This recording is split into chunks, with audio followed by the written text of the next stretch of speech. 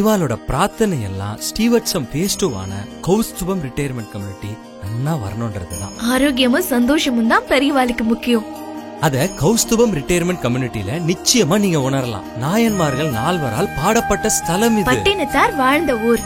இப்படி பல சிறப்பு அம்சங்களை கொண்டதுதான் நம்ம திருவிடைமருதூர் ஸ்ரீ மகாலிங்க சுவாமி திருக்கோவில்.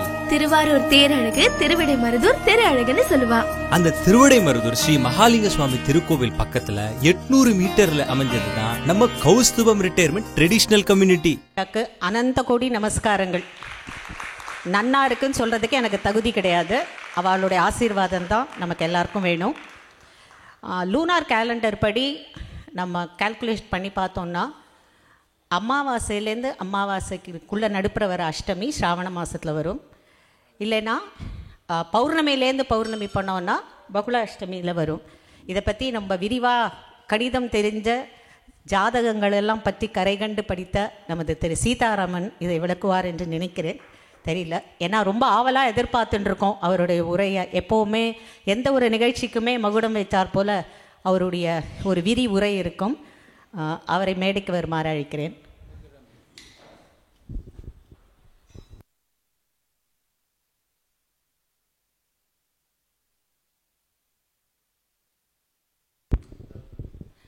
இந்த நிகழ்ச்சியை தொடர்ந்து கிருஷ்ண ஜனனம் நடைபெறும்.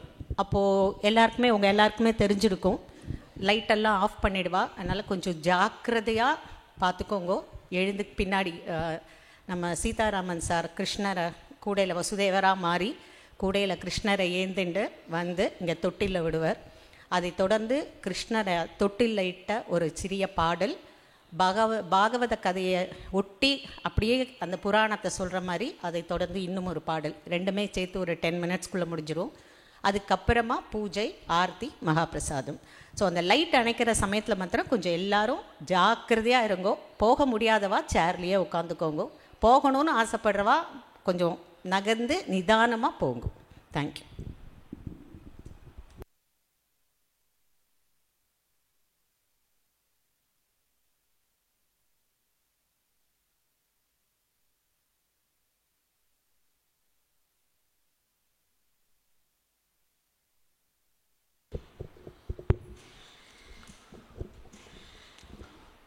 நமஸ்காரம்.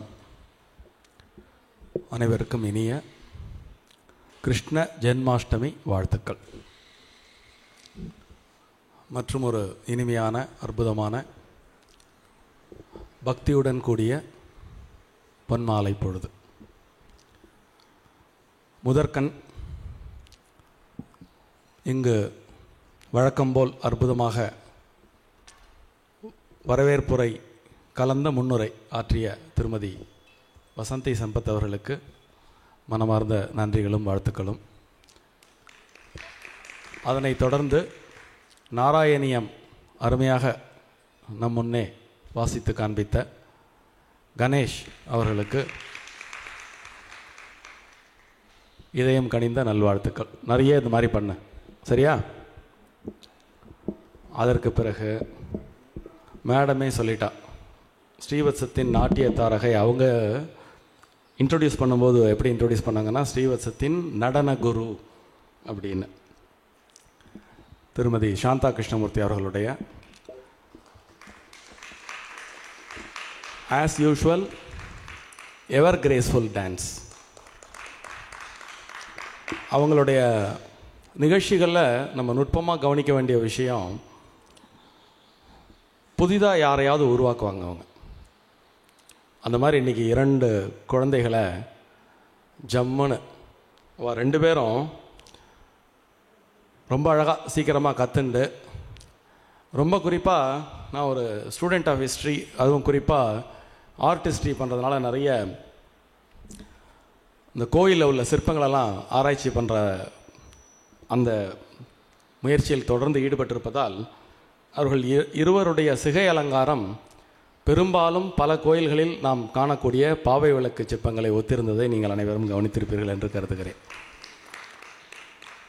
ரொம்ப அற்புதமாக இந்த நிகழ்ச்சி நடைபெற்று கொண்டிருக்கிறது. எப்பொழுதுமே வழக்கம் போல் ஸ்ரீவத்சம் தொடங்கிய நாளிலிருந்து இங்கு நடைபெறும் அனைத்து நிகழ்ச்சிகளுமே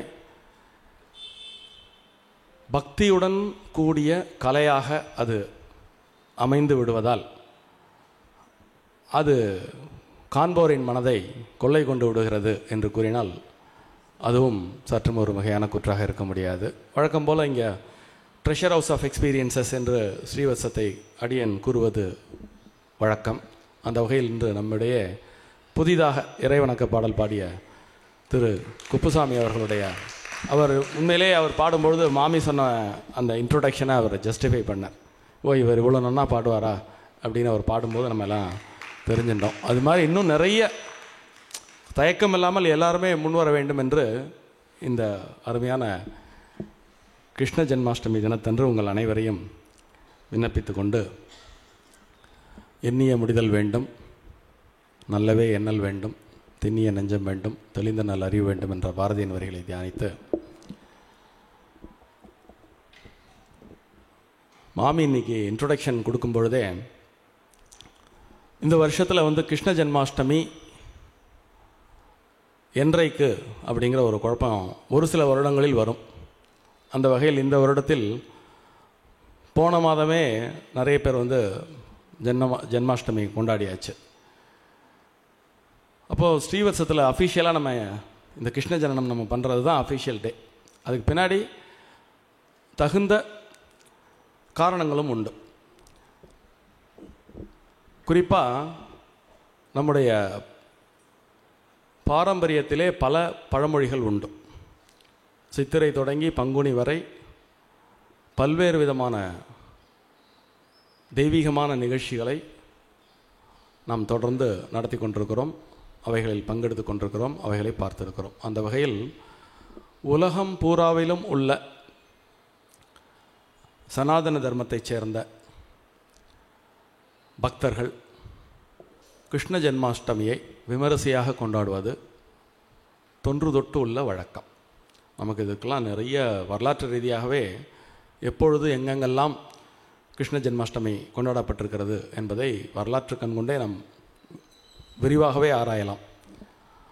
இன்று எனக்கு கொடுக்கப்பட்ட ஒரு சில மணித்துளிக்குள் உலகெங்கிலும் எவ்வாறெல்லாம், குறிப்பாக இந்தியாவில் எங்கெங்கெல்லாம் எப்படியெல்லாம் இந்த ஜென்மாஷ்டமி கொண்டாடப்பட்டிருக்கிறது என்பதை கூறலாம் என்று விழைகிறேன். நேரத்தை பொறுத்து அந்த உரை அமையும். அதற்கு முன் இன்றைய நாள் எப்படி கிருஷ்ண ஜென்மாஷ்டமியாக அமையும்? இந்த கிராமத்தை சொலவடை சொல்லுவோம் இல்லையா, வட்டம் கழிந்த 8ஆம் நாள் அப்படின்னு ஒரு கிருஷ்ண ஜெயந்தி என்னைக்கு அப்படின்னு நீங்கள் கேட்டிங்கன்னா ஒரு கிராமத்தில் உள்ள ஒரு சாதாரண பெரியவர் சொல்லுவார், ஆவணி ஆவட்டத்துலேருந்து 8ஆம் நாள் அப்படிம்பார்.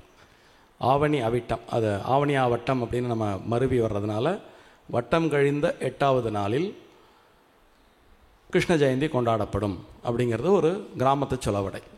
ஆனால் டெக்னிக்கல் டேர்ம்ஸில் கிருஷ்ண ஜென்மாஷ்டமி என்பது எப்பொழுது அப்படின்னு பார்த்தா, இங்கேயுமே மாமியினுடைய முன்னுரையிலேயே ஒரு சிறு கிருஷ்ண ஜனனத்தை பற்றிய ஒரு சிறு தொகுப்புரையை வழங்கினார்கள்.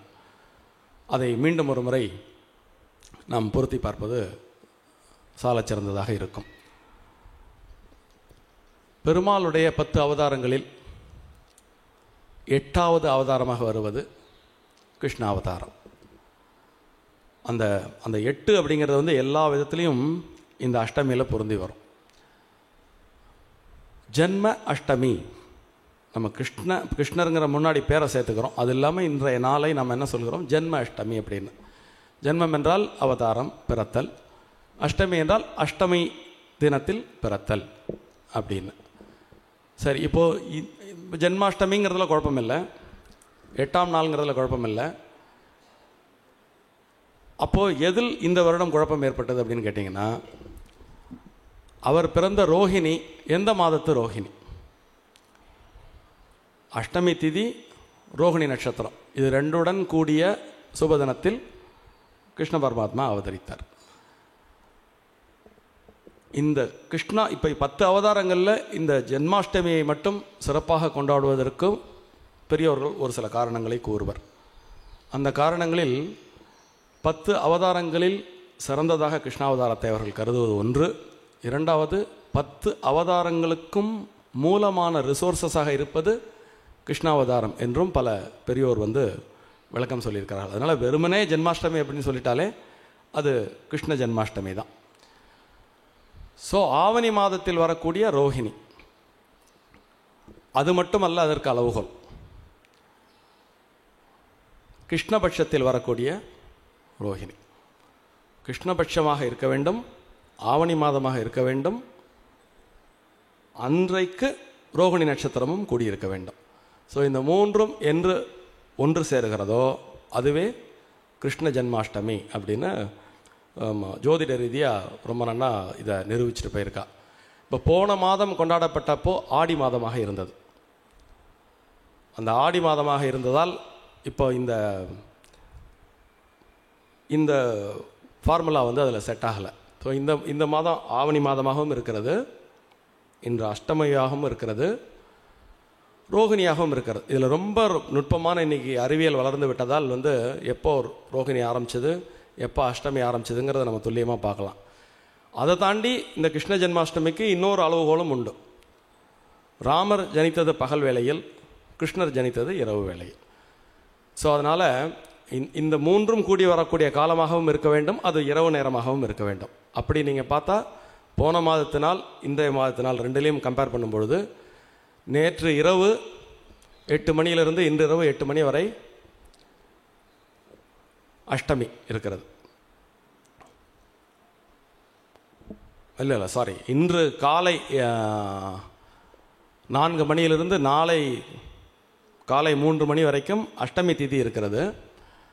நட்சத்திரம் பார்த்தீங்கன்னா ரோஹிணி வந்து நேற்று இரவு தொடங்கி இன்று காலை 9 மணி வரைக்கும் ரோஹிணி நட்சத்திரம் இருந்தது. அதற்கு பிறகு இன்றைக்கு மிருகஷீரிடம்.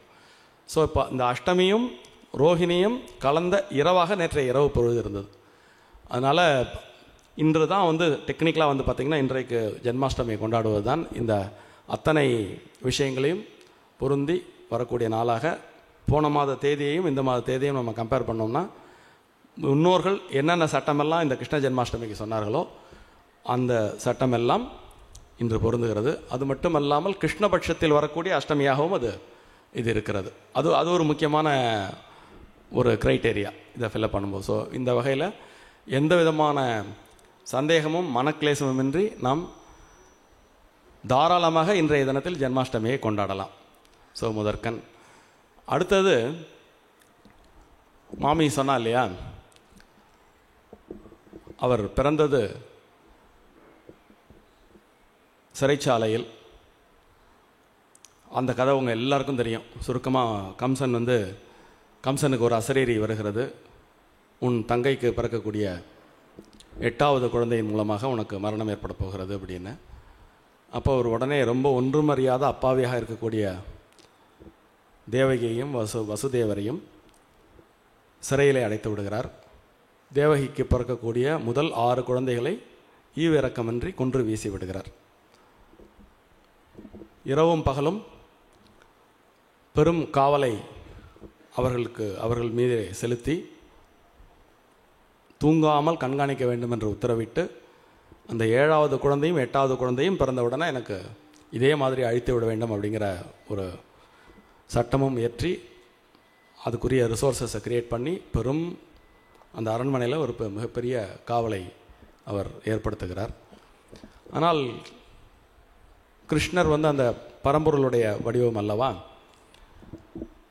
கிருஷ்ணர் தோன்றும் பொழுதே ராமருடைய வாழ்க்கைக்கும் கிருஷ்ணருடைய வாழ்க்கைக்கும் 2 பேரும் ஒரு பெருமாளுடைய இருவேறு அவதாரங்களாக இருந்தாலும் 2 பேருடைய வருகையின் நோக்கமும் வேறு வேறு, அவர்கள் இந்த மனித சமுதாயத்திற்கு சொல்லும் செய்திகளும் வேறு வேறு.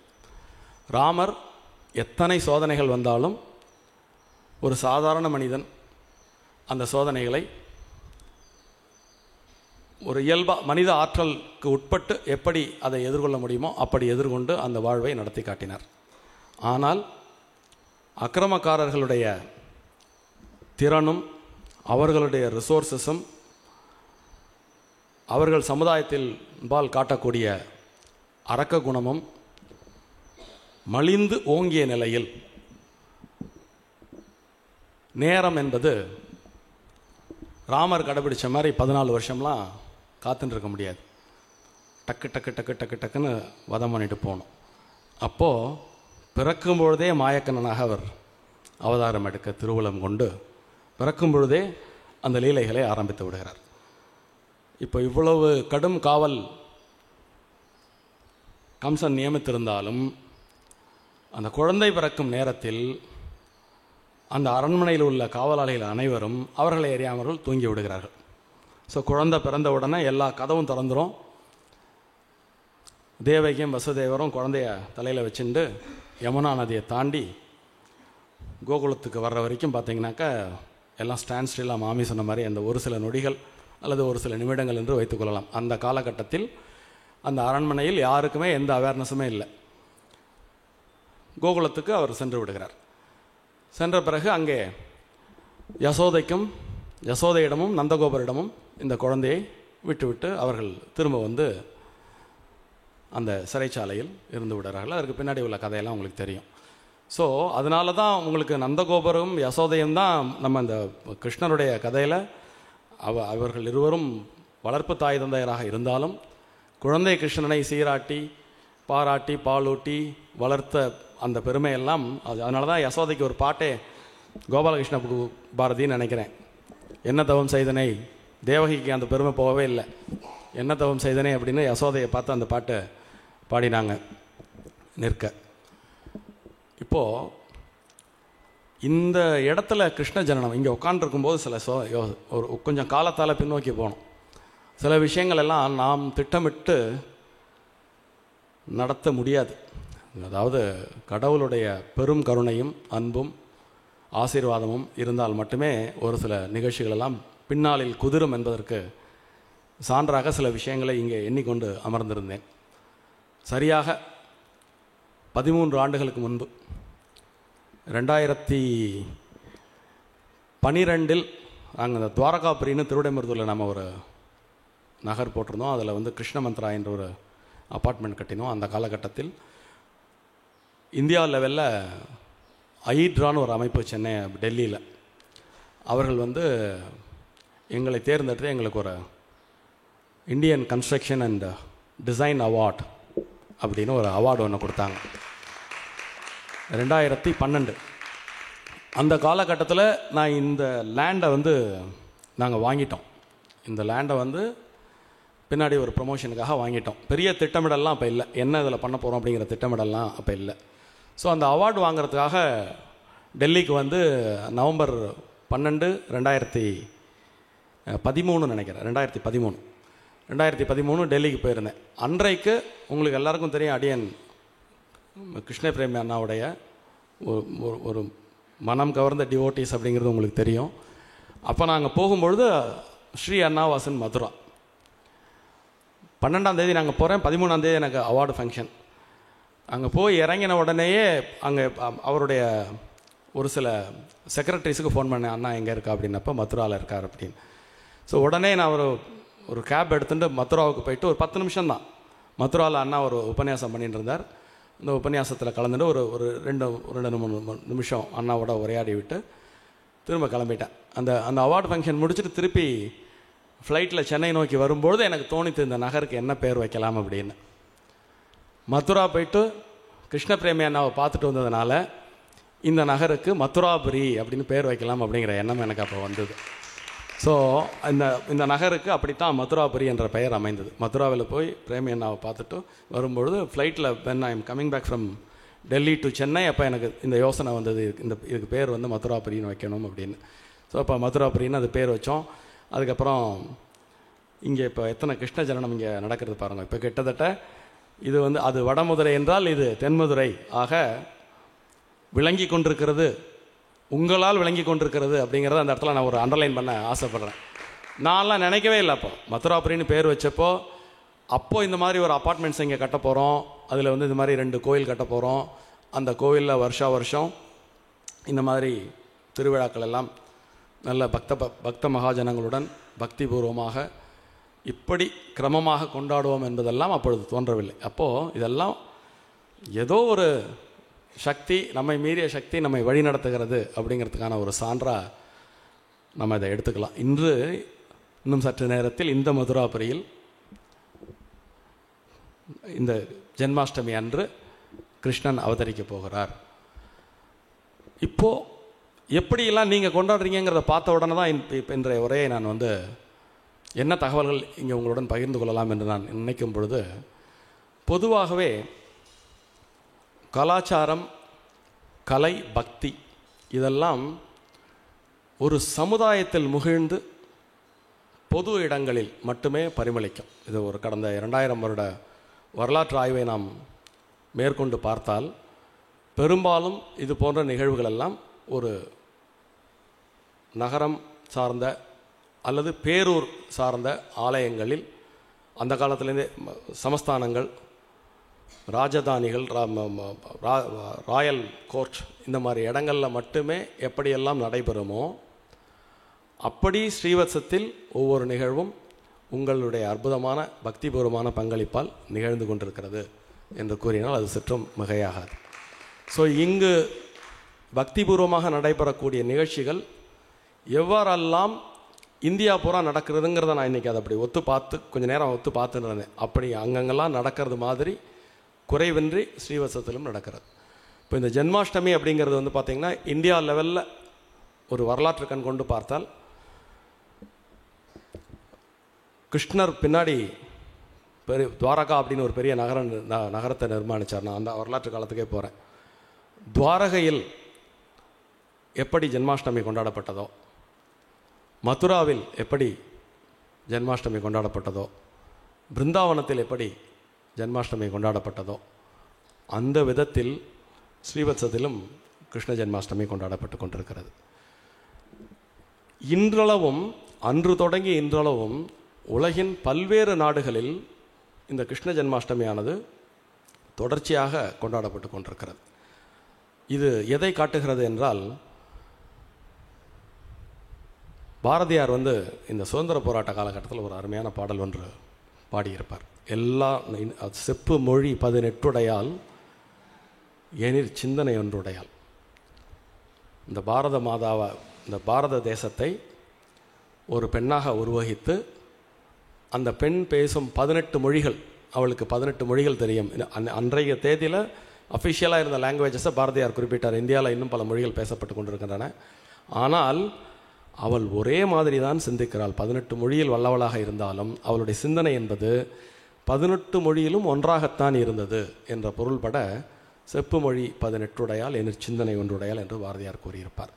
அந்த வகையில் இந்த கிருஷ்ண ஜென்மாஷ்டமி உச்சந்தலையிலிருந்து உள்ளங்கால் வரைக்கும் இந்தியா, அதாவது காஷ்மீர் டு கன்னியாகுமரி எப்படி கொண்டாடப்பட்டது, ஜம்முவில் ஒரு விதமாக கொண்டாடப்பட்டது, காஷ்மீரில் ஒரு விதமாக கொண்டாடப்பட்டது. நம்ம எல்லாம் கலர் கலராக பட்டம் விடக்கூடிய காட்சிகளை பல இடங்களில் பார்த்துருப்போம்.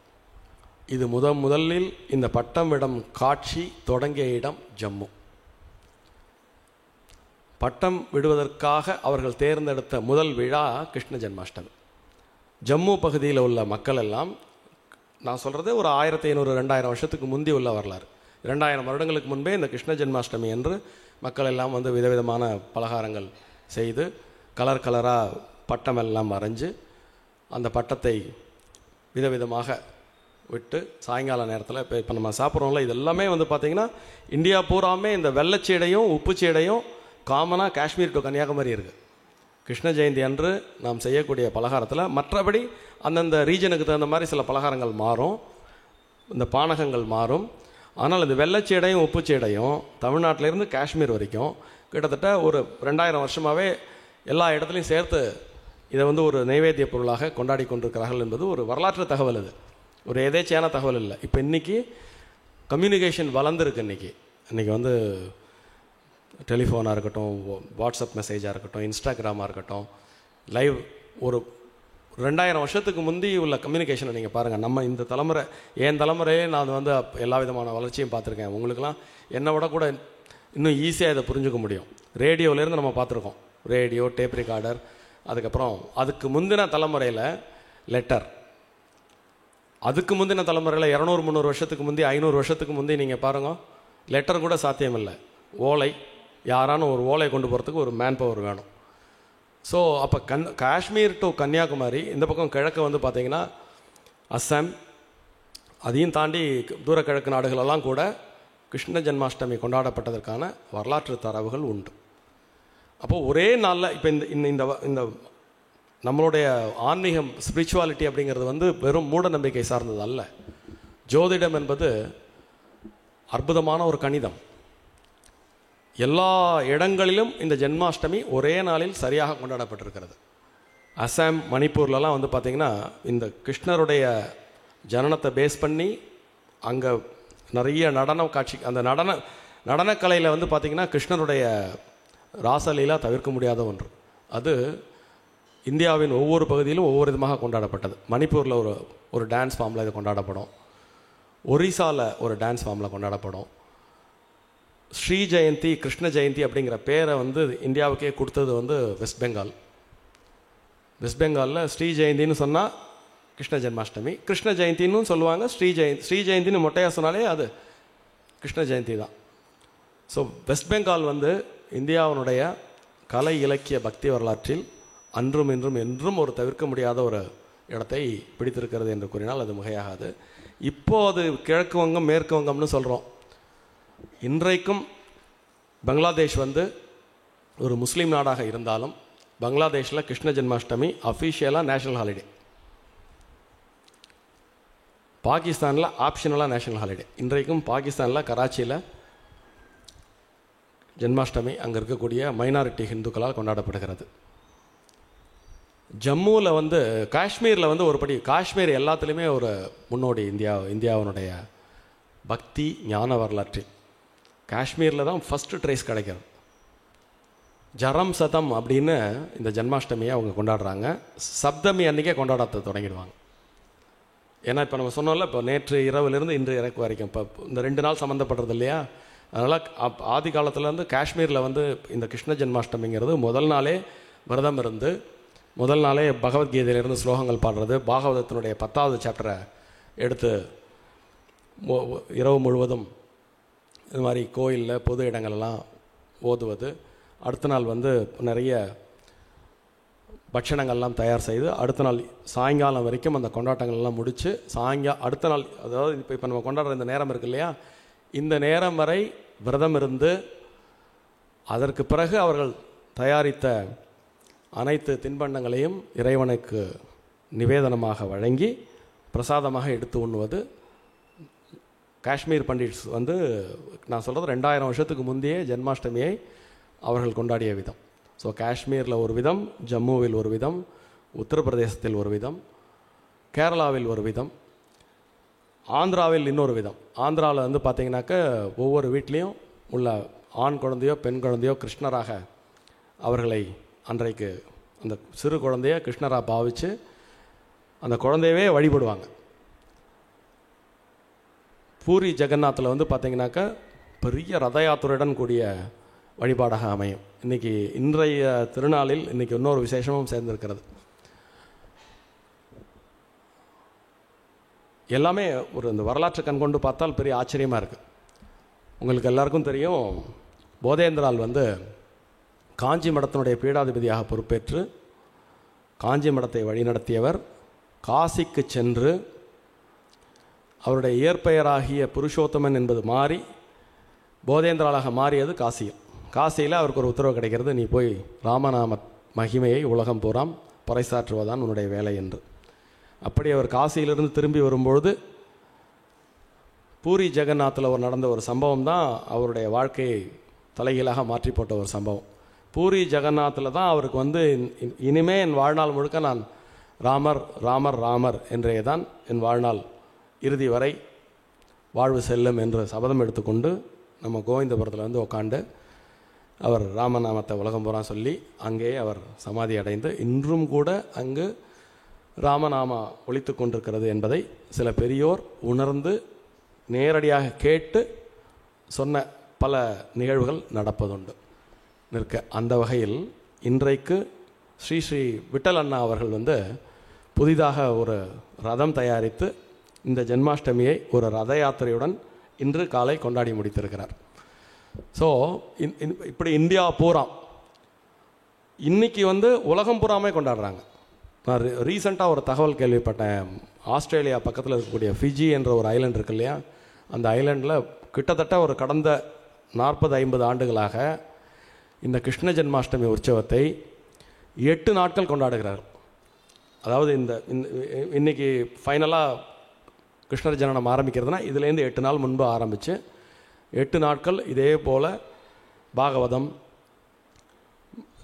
ப்ளஸ் மீராபாயினுடைய பாடல்கள் இந்த மாதிரி விஷயங்களெல்லாம் ரொம்ப கிரமப்படி ஃபிஜி தீவில் கொண்டாடப்பட்டு கொண்டிருக்கிறது. அப்படி அங்கே இருக்கக்கூடிய இமிக்ரெண்ட்ஸை யாரெல்லாம் அப்படின்னு பார்த்தீங்கன்னா, பீகார்லேருந்து போனவங்க, உத்தரப்பிரதேஷ்லேருந்து போனவங்க, கொஞ்சம் பேர் ராஜஸ்தான்லேருந்து போனவங்க, ஒரு பகுதி பேர் வந்து தமிழ்நாட்டிலேருந்து போனவங்க. ஸோ இவங்கெல்லாம் அங்கே போய் குடியேறி ஒரு 200-300 வருஷம் ஆச்சுன்னு வச்சுக்கோங்களேன். அவங்க இந்த பாரம்பரியத்தில் விடாமல் அங்கே கொண்டாடி கொண்டிருக்கிறார்கள்.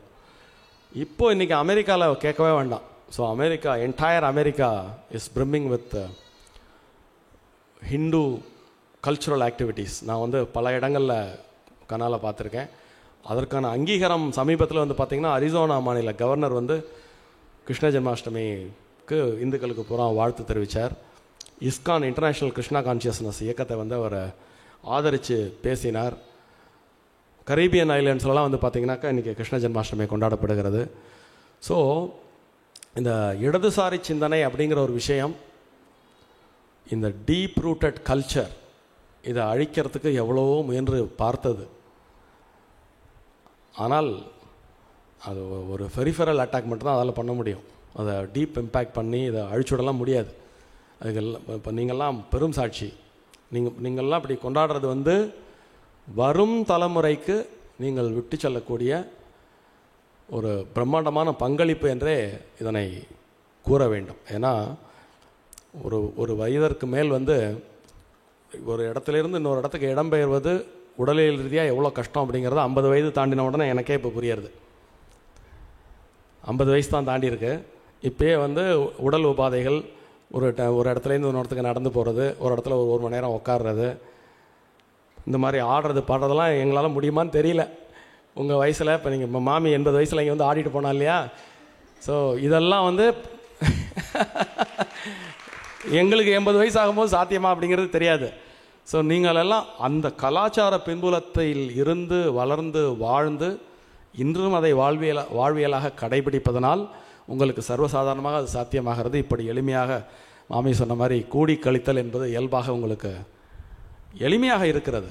நீங்கள் கொஞ்சம் தனியாக உட்காந்து சிந்திச்சு பாருங்கள். இப்படி திடீர்னு ஒரு இடத்துல இப்படி கூடுவது, ஒத்த கருத்துடையவர்களாக அமைவது, ஒரே மாதிரி ஒரு விஷயத்தை கொண்டாடுவது என்பதெல்லாம் கதைகளிலும் காவியங்களிலும் கேட்டறியக்கூடிய ஒரு விஷயம். இங்கு நிஜமாகவே அது நடைபெற்று கொண்டிருக்கிறது. ஸோ இந்த கிருஷ்ணருடைய இந்த ஜென்மாஷ்டமி தினத்தன்று உங்களுடன் கிருஷ்ணர் இந்த ராதே கிருஷ்ணர் அப்படிங்கிற ஒரு கல்ட் வந்து நார்த் இந்தியாவிலேருந்து தான் வந்தது முதல்ல. சவுத் இந்தியாவில் குறிப்பாக கர்நாடகா, கேரளா, தமிழ்நாட்டில் இப்போ ஆஃப் லைட் தான் அந்த ராதே கிருஷ்ணா அப்படிங்கிற கான்செப்ட் வந்து பரவிச்சு. ஆனால் நார்த் இந்தியாவில் அந்த காலத்திலிருந்தே இந்த ராதே கிருஷ்ணாங்கிற கான்செப்ட் உண்டு. நார்த் ஈஸ்ட்லேயும் உண்டு. இதற்கு வந்து மேற்கத்திய தத்துவவியலாளர்கள் வந்து ரொம்ப ஒரு அருமையான ஒரு விளக்கம் கூறியிருக்கிறார்கள். அது ஒரு இன்டர்பிரட்டேஷன் நம்ம எடுத்துப்போம். அதாவது கோபியர்கள் சூழ்ந்த கிருஷ்ணரை வந்து இப்போ நீங்கள் ராமர் வந்து ஏகபிரத்தினி விரதனாக இருந்தார். கிருஷ்ணர் பிறந்த காலகட்டத்திலேருந்தே இந்த ராசலீலா என்று அவர் வந்து கோபியர்களுடன் கொஞ்சக்கூடிய காட்சியெல்லாம் நாம் பார்த்துருக்கிறோம். நாம் யாருக்குமே எந்த காலகட்டத்திலும் அது ஒரு விரசமான ஒரு விஷயமாக தோன்றியதே இல்லை. இதை இந்த பகுத்தறிவு பேசி கொண்டு திரிபவர்கள் வந்து அதை வேணால் ஒரு ஆபாசமான ஒரு கேள்வியாக நம்ம முன்வைக்கலாம். இதற்கு தத்துவ ரீதியாக மேற்கத்திய தத்துவவியலாளர்கள் மிக அருமையான விளக்கத்தை கொடுத்திருக்கிறார்கள். அது என்ன என்றால், கிருஷ்ணர் என்பவர் பரம சைத்தன்யர். அவர் அவதாரமாக கீழே இறங்கி வருகிறார். இங்கே நீங்கள் கிட்டத்தட்ட பைபிளில் இவரை பற்றி சொல்லும்பொழுது மேய்ப்பர் அப்படின்னு சொல்லுவாங்க கர்த்தரை. இப்போ இவரை நீங்கள் பாருங்கள், கிருஷ்ணரை நீங்கள் பார்க்கும்போதே தெரியும். கிருஷ்ணருடைய தொழில் என்ன? ஆடு மாடு மேய்த்தல்.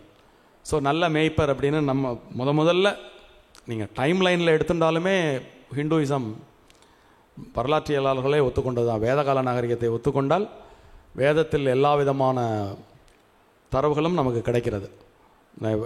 ராமரை பற்றி வேதத்தில் ரெஃபரன்ஸ் இருக்குது, கிருஷ்ணரை பற்றி வேதத்தில் ரெஃபரன்ஸ் இருக்குது, புராணங்களில் வந்து கிருஷ்ணரை பற்றி நமக்கு கிடைக்கக்கூடிய ரெஃபரன்சஸ் எங்கெங்கே இருக்குன்னா வேதத்தில் கிடைக்கிறது, புராணங்களில் கிடைக்கிறது, பாகவத புராணத்தில் கிடைக்கிறது.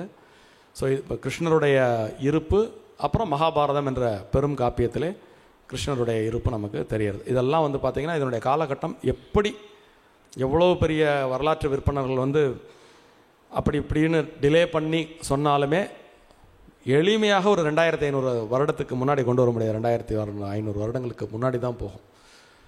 ஸோ அந்த வகையில் இது ரொம்ப ஒரு இன்ட்ரெஸ்டிங் ஃபேக்டர். இவ்வளவு கிருஷ்ணரை வந்து உலகம் பூரா கொண்டாடினாலும் தமிழ்நாட்டில் என்னுடைய சிற்றறிவுக்கு எட்டி ஒரு 70,000 கோயில்கள் இருக்குது கிட்டத்தட்ட. அதில் ஒரு 40,000 கோயில்கள் பழங்கோயில்கள். அப்போ இந்தியா பூரா ஒரு ரஃப் எஸ்டிமேட் எடுத்துட்டா கூட ஒரு 3 லட்சம் கோயில்களாவது எளிமையாக இந்தியா பூரா இருக்கிறதுக்கு ஒரு வாய்ப்பு உண்டு. நிறைய உங்களுக்கு வந்து பெருமாள் கோவில் அப்படின்னு நிறைய இருக்கும், சிவன் கோயில் அப்படிங்கிறது நிறைய இருக்கும். இந்த கிருஷ்ணர் கோயில் அப்படிங்கிறத நீங்கள் பார்த்தீங்கன்னா ஒரு ஆச்சரியமாக, இப்போ நீங்கள் தமிழ்நாட்டில் எடுத்துட்டா கிருஷ்ணருக்குன்னு எக்ஸ்க்ளூசிவாக இருந்த ஒரு பிராபல்யமான கோயில்னு எடுத்துட்டா மன்னார்குடி ராஜகோபால சுவாமி, காஞ்சிபுரத்தில் இருக்கக்கூடிய பாண்டவதூதர், கேரளாவில் குருவாயூர், அப்புறம் வந்து உடுப்பி. மற்றதெல்லாம் நீங்கள் பார்த்தீங்கன்னா வேரியஸ் ஃபார்ம்ஸ் ஆஃப் பெருமாளாக இருக்கும். இந்த குருவாயூருக்கு இன்னொரு பெரிய ஏற்றம் உண்டு. இது ஒரு அருமையான ஒரு தகவல். குருவாயூரில் இருக்கக்கூடிய அந்த கிருஷ்ணன் இதற்கு முன்பு துவாரகாவில் இருந்தாராம். துவாரகா அழிந்த பொழுது துவாரகையிலிருந்து இடம்பெயர்ந்து குருவாயூரில் வந்து அவர் உட்காண்டிருக்கார் அப்படின்ட்டு ஒரு தகவல் உண்டு. ஸோ இந்த மாதிரி கிருஷ்ணருடைய அந்த பெருமைகளை இன்னும் நிறைய பேசலாம். கால அவகாசமும் சூழலும் ஒத்து வந்தால் நிறைய நம்ம பண்ணலாம். இன்னொரு 2 நாளில் வந்து கிருஷ்ணருடைய வார் ஸ்ட்ராட்டஜிஸ் பற்றி ஒரு ப்ரோக்ராம் இருக்குது. அதை நம்ம நாளன்னைக்கு பார்க்கலாம்.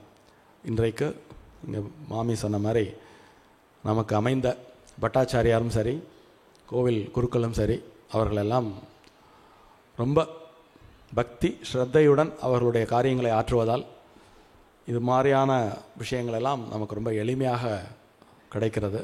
அதுவும் குறிப்பாக ராஜா பட்டாச்சாரியருடைய அந்த டெடிகேஷன் அப்படிங்கிறது வந்து வார்த்தைகளால் விவரிக்க முடியாத அளவுக்கு உள்ளது என்பது உங்களுடைய கைதட்டலிருந்தே தெரிஞ்சு போச்சு. ஸோ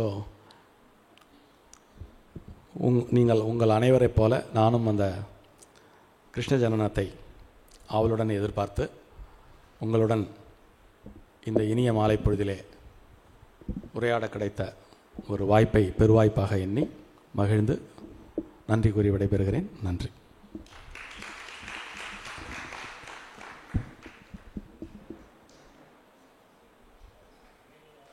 ராசலீலை ஆரம்பிச்சோம். அந்த ராசலீலை என்பது நமக்கெல்லாம் வருஷமாக தெரியல. இந்த பகுத்தறிவாளர்களுக்கு வந்து ஒரு ரசமான கேள்வியாக முன்வைக்கிறார்கள். தலை சிறந்த மேற்கத்திய தத்துவவியாளர்கள் இதுக்கு ஒரு அருமையான விளக்கம் சொன்னாங்க. அப்படின்னு கிருஷ்ணர் வந்து ஒரு பரம சைத்தன்யர், அவர் பூமிக்கு இறங்கி வருகிறார். இந்த உலகில் தோன்றிய மானிட பிறவிகள் எல்லாம் கோபியராகவும் அவர் அந்த பரமாத்மாவாகவும் இருக்கிறார். இந்த ராதே கிருஷ்ணா அப்படிங்கிற அந்த கல்ட்டில் வந்து பார்த்திங்கன்னா அவரிடமிருந்தே தோன்றியவைகள் தான் அனைத்து உயிரினங்களும். அதில் ஓர் உயிராக இருந்த உயிரினங்கள் 5 அறிவு பெற்று 6 அறிவு பெறும்பொழுது அதற்கு வந்து பகுத்தறிவும் சேர்த்து கிடைக்கிறது. நல்லது கெட்டதை பகுத்தறிகிறது, சரி தப்பை பகுத்தறிகிறது. அதெல்லாம் தாண்டி தன்னுடைய சிற்றறிவால் தான் உலகம் இயங்குறதுங்கிற அந்த சிற்றறிவும் அவளுக்கு வருது. அந்த அதைத்தான் வந்து இதை தாண்டிய ஒரு பேரறிவு இருக்குது அப்படிங்கிறத தான் வந்து நம்முடைய பெரும் தத்துவ ஞானிகள் எல்லாம் மாயை என்ற ஒன்றை சொல்லி அந்த மாயையை கடக்கும் பொழுது அந்த பரபிரமம் நமக்கு தெரியும் அப்படின்னு. ஸோ இந்த உலகில் தோன்றிய இந்த உயிர்கள் எத்தனையும் அந்த பரபிரமத்திலிருந்து தோன்றியதால் அந்த பரபிரமத்தை நோக்கியே அது தன் வாழ்நாள் பயணத்தை அதற்கும் தன்னை அறியாமலே இந்த சிற்றறிவோ குறைந்த அறிவோ அல்லது இறைவனை பற்றிய ஞானமோ இல்லாத ஆத்மா கூட அந்த பரமாத்மாவை அடைவதற்கு அது ஒரு ஏக்கத்தை கொண்டிருக்கிறது. அதனைத்தான் வட இந்தியாவில் இருக்கக்கூடியவர்கள் ராதா அப்படிங்கிற குறியீட்டாக ராதை கிருஷ்ணனை நோக்கிய அந்த பக்தியை அப்படி நினைக்கிறாங்க. அதே மாதிரி அந்த பரபிரமத்திற்கும் தன்னிலிருந்து தோன்றிய இந்த ஆத்மா அப்படி சகலவிதமான கல்யாண குணங்களையும் கொண்டு தன்னை நோக்கி வந்தடையக்கூடிய அந்த பொட்டன்ட்னு சொல்கிறோம் இல்லையா, அது அதற்குள் இருந்தாலும் அது இப்படி தன்னை அறியாமல் இப்படி தவித்து கொண்டிருக்கிறதே, அது தன்னை நோக்கி வந்தடைய வேண்டும் என்ற தாபம் அந்த சைத்தன்யத்திற்கும் இருந்ததால் இந்த கிருஷ்ணர் அந்த ராதையின்பால், இந்த ராதை கிருஷ்ணன்பால் என்ன விதமான மோகத்தை கொண்டிருந்தாலோ அதே மோகத்தை கிருஷ்ணரும் ராதையிடம் கொண்டிருந்தார். ஸோ ஒருவரை ஒருவர் அந்த பரமாத்மா ஜீவாத்மாவனுடைய ஜீவ பிரம்ம வேதாந்த ஐக்கிய முக்தியாக இந்த ராதே கிருஷ்ணர் என்ற பாவத்தை வட இந்தியர்கள் அன்றிலிருந்து இன்று வரை தொடர்ந்து பாவிக்கிறார்கள் என்பதை நம்ம ஊரில் உள்ள பெரிய ஞானிகள் மட்டுமல்ல, மேற்கத்திய தத்துவவியலாளர்களும் ஒத்துக்கொண்ட ஒரு பேருண்மையாக அது பார்க்கப்பட்டது. இதை சொல்லணும்னு நினச்சிட்டு இருந்தேன், ஏதோ ஒரு ஃப்ளோவில் அது மிஸ் ஆகி போச்சு. மாமிக்கு நன்றி. தேங்க்யூ.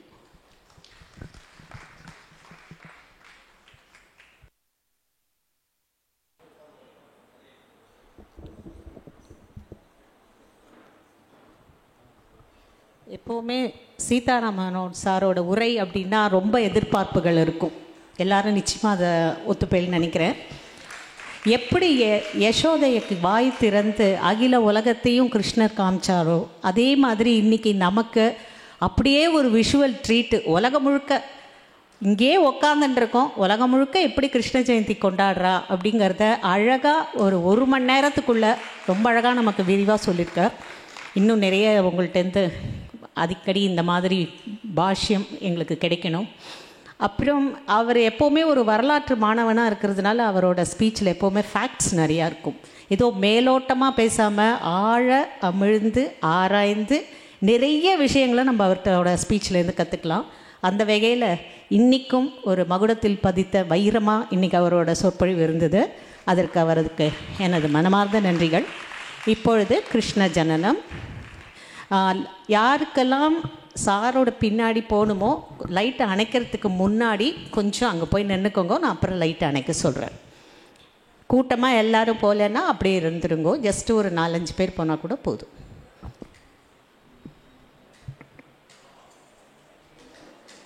போனோம். இவாளோட பிரார்த்தனை எல்லாம் ஸ்டீவர்ட்ஸம் ஃபேஸ் 2 கௌஸ்துபம் ரிட்டையர்மெண்ட் கம்யூனிட்டி நன்னா வரணுன்றதுதான். ஆரோக்கியமும் சந்தோஷமும் தான் பெரியவாளுக்கு முக்கியம். அத கௌஸ்துபம் ரிட்டையர்மெண்ட் கம்யூனிட்டியில நிச்சயமா நீங்க உணரலாம். நாயன்மார்கள் 4வரால் பாடப்பட்ட ஸ்தலம் இது. பட்டினத்தார் வாழ்ந்த ஊர். இப்படி பல சிறப்பு அம்சங்களை கொண்டதுதான் நம்ம திருவிடைமருதூர் ஸ்ரீ மகாலிங்க சுவாமி திருக்கோவில். திருவாரூர் தேரழகு திருவிடைமருதூர் திரு சொல்லுவா. அந்த திருவிடைமருதூர் ஸ்ரீ மகாலிங்க சுவாமி திருக்கோவில் பக்கத்துல 800 மீட்டர்ல அமைஞ்சதுதான் நம்ம கௌஸ்துபம் ரிட்டையர்மெண்ட் ட்ரெடிஷனல் கம்யூனிட்டி.